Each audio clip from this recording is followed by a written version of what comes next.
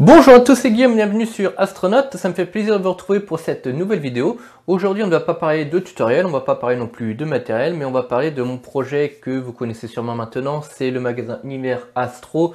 Ce magasin, je l'ai ouvert en 2020, le temps passe vite, c'était il y a déjà 4 ans pendant le Covid. Et ce, essentiellement grâce à vous, c'est pour ça que je voulais faire cette vidéo un petit peu rétrospective de ce qui s'est passé, de ce qui se passe et de ce qui va encore se passer. Et c'est tout de suite sur Astronaute.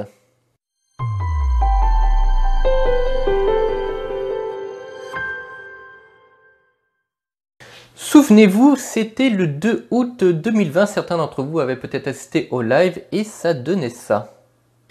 Allez, j'espère que vous êtes sur le site. Hop, on va aller tout de suite activer tout ça. Allez, activer la boutique, oui, et enregistrer. Et normalement, si vous actualisez la page, on va actualiser et je vais changer d'affichage. Alors pour vous refaire un petit peu le topo de pourquoi j'avais ouvert ce magasin à l'époque, et bien tout simplement pendant le Covid, l'aérien s'était totalement arrêté et moi je suis à la base mécanicien avion dans une compagnie filiale d'Air France qui a eu un arrêt total de son activité, ce qui a valu en fait un plan de départ volontaire dans ma société. Donc on était 2800, ils ont supprimé quand même 1100 postes à l'époque. Donc moi, quand il y a eu le Covid, je me suis dit, mais voilà, si je devais être viré aujourd'hui, qu'est-ce que je pourrais faire? Et là m'est venue l'idée en fait d'ouvrir en fait un magasin d'astronomie, tout simplement parce que j'avais beaucoup de demandes via les abonnés de YouTube qui me demandaient, mais moi, qu'est-ce que tu me conseilles comme matériel? Qu'est-ce que je pourrais acheter? Etc. etc. Donc je renvoyais tout le temps forcément les personnes à acheter chez telle ou telle personne. Et parfois, du coup, tout le monde ne vendait pas toujours les mêmes choses. Je me suis dit, mais pourquoi moi j'ouvrirais pas mon magasin et je proposerais aux gens le matériel que je conseille, que je trouve bon, que j'utilise, etc., etc. Donc l'idée elle est venue de là. Sauf que pour faire ça, et à la base, il faut quand même un petit peu d'argent, rien que pour monter la société, pour monter le site internet, les serveurs, normalement les stocks. Et bon, je n'avais pas tout ça sous la main. Donc j'avais contacté une société qui permettait de faire du dropshipping. Alors c'était en Allemagne, c'est pas un truc comme on voit sur AliExpress, etc. Il était hors de question que je passe là-dessus. Mais voilà, donc c'était un truc tout à fait clean, il n'y a aucun problème là-dessus. Donc à la base j'avais ouvert une micro-entreprise qui m'a permis d'avoir donc un numéro de SIRET qui m'a permis du coup d'avoir les catalogues que m'offrait cette société. Et eh bien en fait rapidement en faisant les calculs, les marges n'étaient pas si énormes que ça. Et la micro-entreprise n'était pas du tout adaptée. Donc j'avais déjà acheté les serveurs, donc j'ai dû aller voir un comptable qui m'a dit il faut pas faire ça, il faut faire une société SAS parce que la micro-entreprise n'est pas du tout adaptée à ce type de commerce. Il avait raison. Sauf que si moi on m'avait dit au début qu'il fallait que je fasse une création de société, et tout ça, de la paperasse à tant que temps, je l'aurais sûrement jamais fait ce magasin. Donc c'est le fait de m'être trompé qui m'a quand même poussé finalement à continuer sur ma lancée, parce que j'avais déjà le nom de domaine, j'avais déjà le site internet, et puis je commençais déjà à faire des chiffres, j'avais passé quand même beaucoup d'heures de travail. Donc il a fallu payer ce comptable, ces experts pour faire la société. Donc ça coûte à peu près 400-500 euros pour déposer tout ça. Et du coup, je me suis lancé là-dedans. Donc s'en est suivi ce que vous connaissez par rapport au live, vous trouverez le lien du live en description si vous voulez le revoir, c'est toujours intéressant de voir les débuts. Ça fait un peu peur quand même au début, parce qu'on ne sait pas trop où on met les pieds. Franchement, les premières ventes, je faisais pas n'importe quoi, mais l'organisation n'était pas du tout celle qui est maintenant. Ça a beaucoup évolué. Donc le principe était du coup de prendre des commandes, de faire livrer donc les clients directement par la société, une société allemande, directement aux clients. Du coup, ça marchait très bien, il n'y avait pas besoin de sortir beaucoup d'argent. Sauf que ça a très rapidement ses limites. Mais quand je dis rapidement, ça a très rapidement ses limites. Entre autres pour certaines marques, je veux dire Telescope Service au début m'avait dit qu'il faisait du dropshipping, et en fait il s'avère que pas du tout. Donc je me suis retrouvé bloqué à devoir faire du stock avec très peu d'argent au début. Donc les premières ventes m'ont permis d'engranger un petit peu de bénéfice qui m'a permis du coup de racheter du stock derrière. Et en fait, de fil en aiguille, on finit finalement par avoir du stock et puis de passer sur un système tout à fait classique de magasin que vous pouvez retrouver sur internet comme tout le monde. Alors, une première anecdote, c'est que, eh bien, grâce à vous, de toute façon, vous avez été au début 95% de mes clients, le chiffre d'affaires a augmenté très rapidement, donc j'ai dû acheter du matériel, du coup, essentiellement, c'était Scope Service qui m'a fait beaucoup acheter en Union Européenne. Donc, quand on passe un chiffre d'affaires de 10 000 euros d'achat en Union Européenne, il nous faut un numéro de TVA intracommunautaire. Sauf que moi, j'avais pris un statut où je n'étais pas soumis à la TVA, tout simplement parce que je n'avais pas anticipé le chiffre d'affaires qui allait être créé réellement. Je crois que j'avais dit à mon comptable, j'espère faire 40 000 euros de chiffre d'affaires dans l'année. Et pour être soumis à la TVA, c'est 80 000. Donc on avait pris un statut qui n'était pas soumis à la TVA. Donc je vous vendais au prix TTC, mais en fait c'était du hors taxe. Bref, c'est de la comptabilité. Ouais, ça par contre j'ai dû apprendre beaucoup de choses en comptabilité. Bref, tout ça pour en venir à quoi? À en venir qu'en l'espace de 2 mois, j'avais dépassé le quota d'achat en Union Européenne de 10 000 euros et que pour acheter encore en Union Européenne, si on a dépassé ce quota-là, il nous faut quand même un numéro de TVA intracommunautaire. Donc il y avait un statut un peu bâtard, c'est-à-dire j'étais pas soumis à la TVA française, mais comme j'achetais en Union Européenne et que j'avais passé les quotas, il fallait un numéro quand même de TVA. Et du coup, il fallait déclarer aux impôts les achats en Union Européenne parce que ces achats-là étaient eux quand même soumis à la TVA, bien que je vous vendais hors taxe. Bref, c'est un merdier monstre, ce qui m'a valu en fait, première anecdote, un rattrapage d'impôts au bout de 6 mois de plus de 6 000 euros. Parce que même le comptable, lui, il savait pas trop dans quoi il baignait là. Et forcément, bon, j'avais pris sur moi de faire attention, donc il n'y a pas eu de problème derrière. Mais quand on vient nous réclamer des sommes comme ça fait vite drôle et on se rend compte qu'il ne faut pas faire de bêtises dans ce type de commerce. Bon, ça c'est une première anecdote parmi d'autres, il y en a plusieurs autres, hein, entre autres eh bien, des choses qu'on s'attend pas au tout début. C'est-à-dire je fais du dropshipping, mais voilà, j'avais vendu je crois une CM70. J'envoie ça à mon client directement, donc du coup de mon fournisseur, il la reçoit, il veut se rétracter de sa commande ou sur un autre truc, bref, il y avait quelque chose comme ça. Et moi je redevais l'argent à mon client, mais moi j'avais payé mon fournisseur, il n'était pas question que je renvoie la marchandise à mon fournisseur, c'était moi le vendeur, donc il fallait que je la récupère moi. Sauf que j'avais plus l'argent pour repayer, parce que la société je l'ai ouverte avec très peu d'argent. Donc voilà. Bref, il y a plein de petites anecdotes comme ça qui donnent des sueurs. Quand j'y repense maintenant, c'est rigolo. Mais bon, c'est comme ça, en faisant des erreurs, qu'on avance. Et puis finalement, maintenant, tout se porte bien. Donc j'en suis assez satisfait. Le fait aussi d'avoir un magasin, alors pour reparler vite fait du nom Univers Astro, parce que c'est quand même quelque chose qui est extrêmement important, le nom du magasin, le nom de la société ou le nom d'une marque. Alors moi, je suis parti sur totalement autre chose à la base, donc j'ai eu l'aide de mes frères, à vrai dire. Hein, vous le verrez, je pense, prochainement dans une future vidéo. Ça faisait plusieurs jours que je cherchais avec un de mes autres frères, et puis d'un coup, il y a mon deuxième frangin qui me dit « Mais pourquoi tu t'appelles pas ça Univers Astro ?» Et mais nous, on est resté, ça faisait 2 jours qu'on travaillait là-dessus avec mon autre frère, et on est resté mais oui !» Mais obligé. Et en fait, je pense que ça a été l'une des meilleures idées qu'il y ait pu y avoir concernant cette société. C'était le nom. Parce que le nom, il parle à tout le monde, que ce soit en France ou en Europe ou dans le monde. Pourquoi je parle de ça? Parce que je voulais en venir à quelque chose.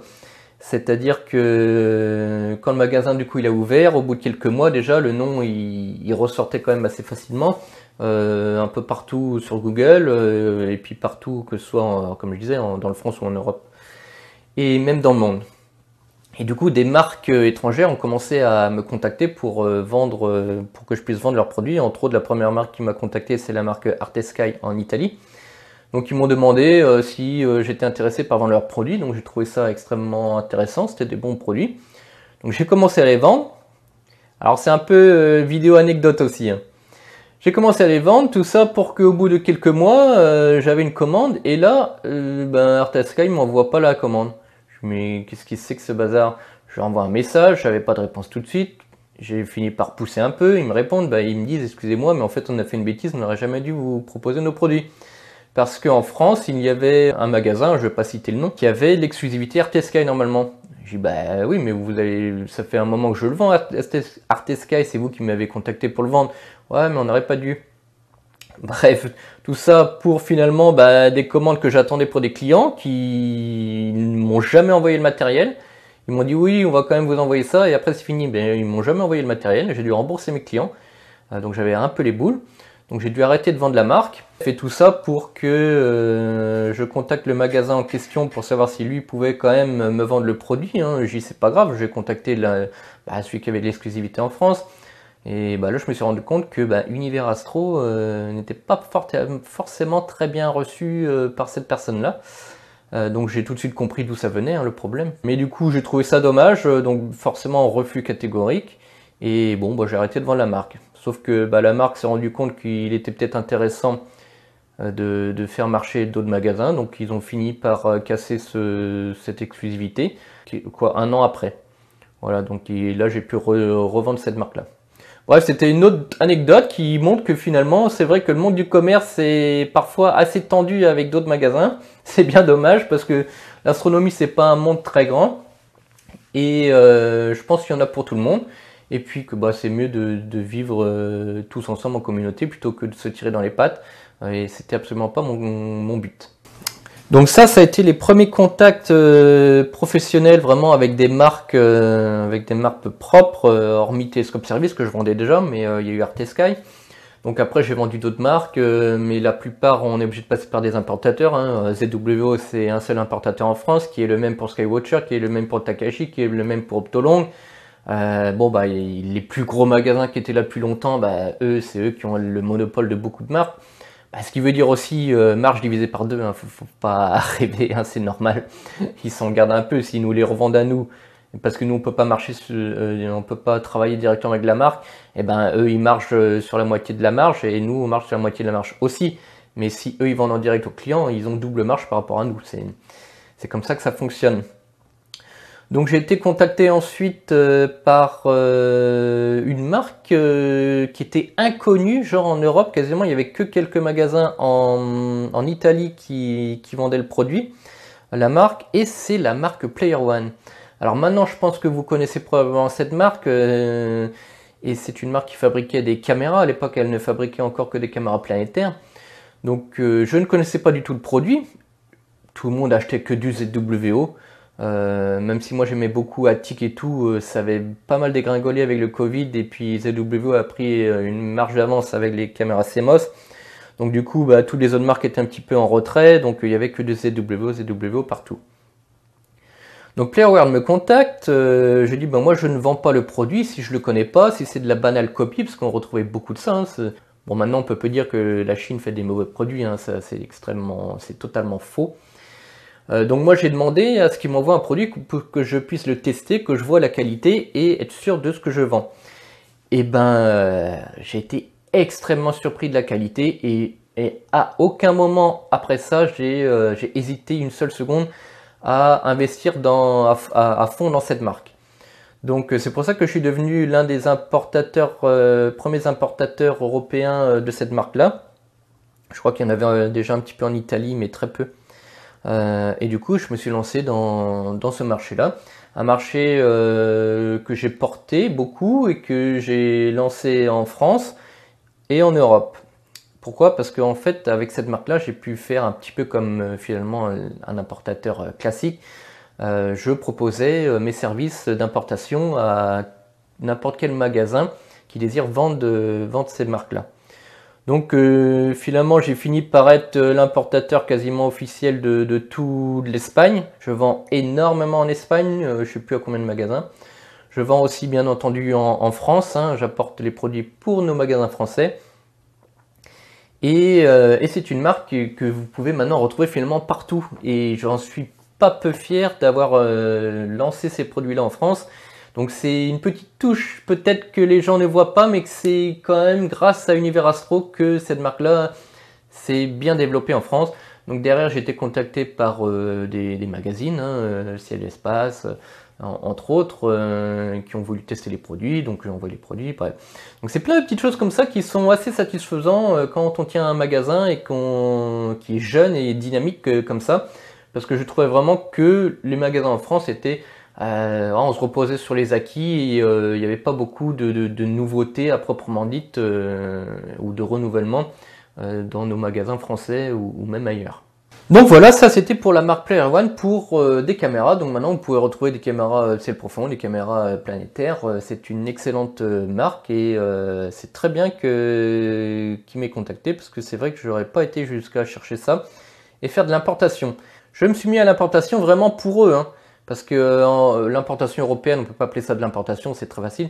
Mais quand j'ai eu le produit en main et que j'ai vu la qualité de la chose, je peux pas passer à côté. Je sens, voilà, avec l'expérience finalement derrière, je sens que c'est du produit qui est extrêmement intéressant, qui sort de l'ordinaire, quoi. On n'est pas sur de la banale copie de quelque chose et tout. C'était vraiment un produit très qualitatif. Et du coup, eh ben, quand on fait de l'importation, il y a plein de choses à savoir et à pas oublier de faire, hein. Il y a des numéros de TVA, cette fois-ci internationaux à demander pour faire de l'import. Faut penser aux frais de douane, au dédouanement.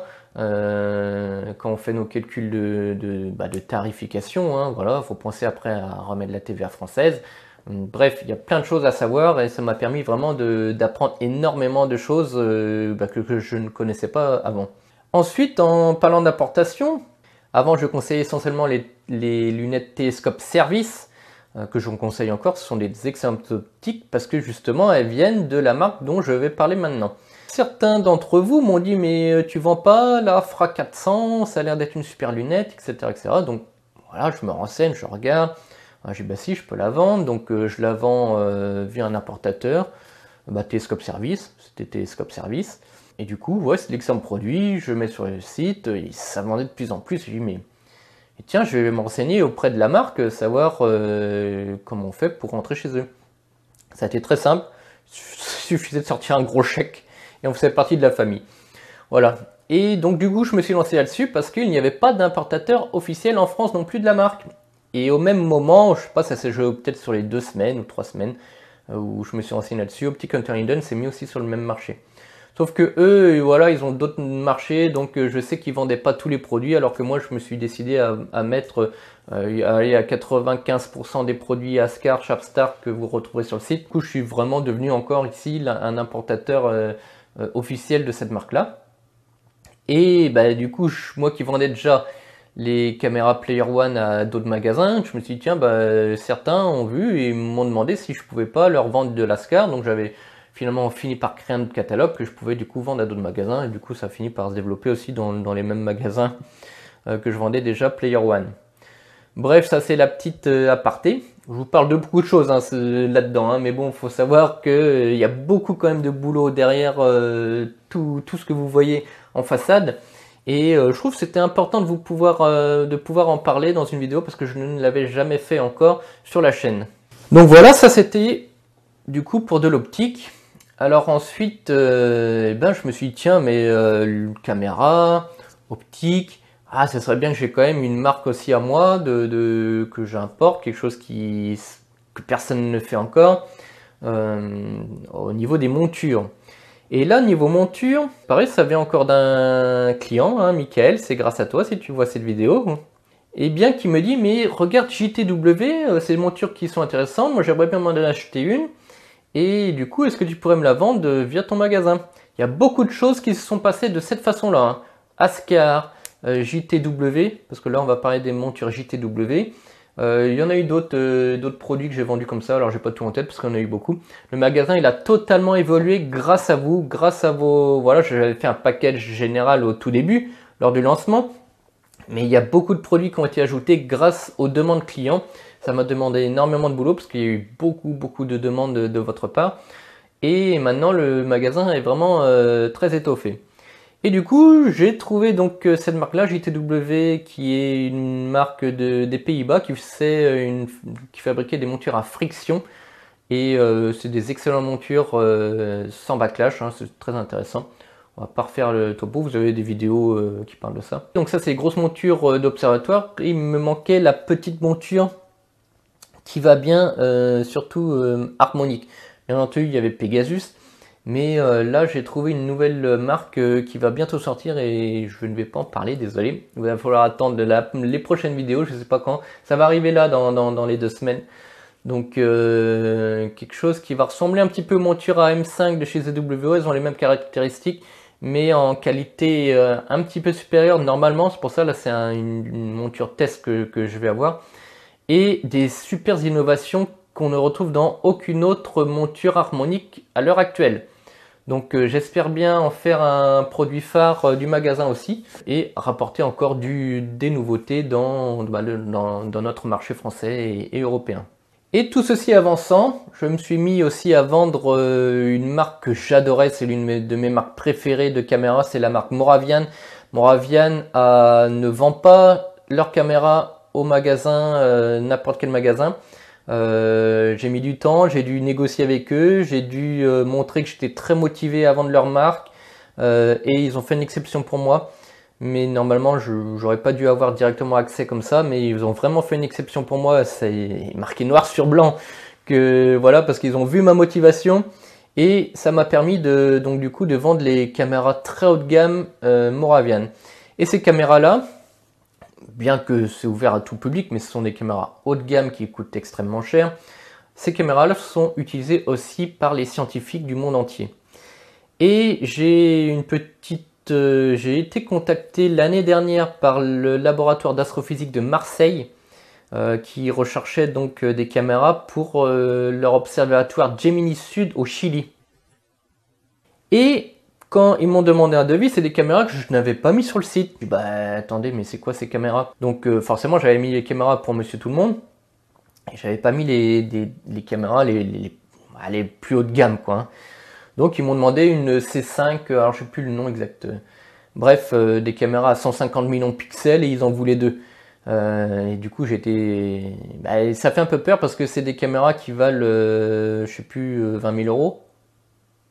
Sauf qu'ils en voulaient deux. Et moi je dois quand même avancer l'argent. Et c'est un service d'État. Et le service d'État ne paye normalement que quand ils ont le matériel entre les mains. Donc bon, bah là j'ai eu une petite goutte de sueur froide parce que s'ils venaient à devoir annuler leur commande, eh ben j'aurais eu quand même des caméras sur le dos qui valent 20 000 euros que je n'aurais sûrement pas pu revendre avant des années. Sauf que bon, tout s'est bien passé et j'espère qu'ils sont satisfaits de leur produit. Ils l'ont reçu en début d'année 2024 et normalement il est au Chili dans un observatoire. Alors je sais plus pour faire quoi exactement. Ils m'avaient expliqué, mais ça a l'air d'être assez complexe. Donc c'était une belle chose, je suis très fier aussi de cette vente, c'est quelque chose qui est très gratifiant pour le magasin. Peut-être que je vous saoule un petit peu avec tout ça, mais toute cette vidéo, pourquoi dire finalement, pourquoi tu nous dis tout ça, en fait peut-être que vous en foutez, j'en sais rien. Eh bien tout simplement parce que on peut voir un petit peu l'évolution, j'étais un astronome amateur classique, je faisais de l'astrophoto dans mon coin, j'ai appris beaucoup de choses en plusieurs années. Je me suis dit, tiens, il n'y a pas beaucoup de chaînes YouTube, personne n'explique comment faire une collimation. J'ai commencé avec les premières vidéos sur la collimation. Genre, il y avait 2 chaînes YouTube à l'époque. Bon, je ne suis pas la plus grande chaîne YouTube parce que voilà, je ne suis pas à faire une vidéo toutes les semaines, absolument pour faire des abonnés. Il me faut des likes, des machins et tout. On rentre dans un petit cercle comme ça un petit peu, mais on aime bien de voir qu'on a beaucoup d'abonnés ou quoi. Mais finalement, j'ai pas été assidu à vous proposer vraiment un programme. Bref, moi, c'était pas du tout ça mon but. C'était de m'éclater à faire des vidéos, de vous montrer comment faire de l'astrophotographie essentiellement, des tutos pour vous montrer comment utiliser votre matériel, ne pas faire les mêmes erreurs que moi. Donc j'ai commencé comme ça et de voir que derrière ça a amené jusqu'à un magasin et que maintenant ce magasin, il a la fierté aussi d'aller cette année exposant au RCE 2024 à Paris et toutes ces vidéos est là, voilà, pour vous annoncer ça. Aujourd'hui, Univers Astro est exposant au RCE 2024. Je serai, donc moi et puis mes 2 frères qui viendront m'aider. C'est pour ça, vous verrez celui qui a eu l'idée du nom Univers Astro, vous pourrez le remercier. D'ailleurs, si vous venez me voir, donc c'est stand 29 à côté d'Optic Hunter Linden, passez-lui un petit mot comme ça, je saurai que vous avez regardé la vidéo. Donc c'est Corentin qui a eu l'idée d'Univers Astro. Dites-lui félicitations. Et voilà, ça va avoir un rapport avec la vidéo, ce sera assez cool. Donc n'hésitez surtout pas à venir nous voir, ça me fera extrêmement plaisir de vous rencontrer. N'hésitez pas à me dire que vous suivez la chaîne aussi, ça fera un énorme plaisir pour moi vraiment de rencontrer tous ceux avec qui je suis en contact, parce qu'ils qui m'écrivent pour le magasin, à ceux qui me mettent des commentaires tout le temps en dessous de mes vidéos, et rencontrer les gens en fait qui ont participé vraiment du coup à cette belle aventure qui continue encore aujourd'hui. Si vous venez de me voir sur le stand, eh bien il y aura peut-être un invité spécial qui sera avec moi, en espérant qu'il puisse venir. Normalement c'est prévu qu'il vienne. Une personne que vous connaissez peut-être déjà, une personne que vous avez peut-être aussi déjà vue sur la chaîne. Bon, vous verrez bien, je vous laisserai la surprise. Donc je vais pas aller plus loin dans cette vidéo, je pense que vous avez compris le message. C'est un message de merci, je vous remercie infiniment pour toutes ces années que vous m'avez suivi et de tout ce qui se passe encore là-dessus, de toutes ces... Voilà, je veux dire, vendre du matériel pour le Gemini Sud, c'est comme limite à aller au Chili pour mettre son appareil photo, faire quelque chose là-bas. C'est se dire, c'est moi qui ai fourni cette caméra qui sert maintenant pour des expériences scientifiques sur un gros télescope au Chili. D'avoir rencontré des gens de marque, de produits qu'on utilise, de proposer voilà, des produits parfois exceptionnels ou avoir des demandes extrêmement particulières. Bref, plein de choses s'est passé depuis ces 4 ans-là. Et franchement, c'est grâce à vous tous. Alors encore un grand merci. Et moi, eh bien, je vais continuer à faire mes expéditions. Et je vous souhaite à tous et toutes un bon ciel et à bientôt sur Astronaute.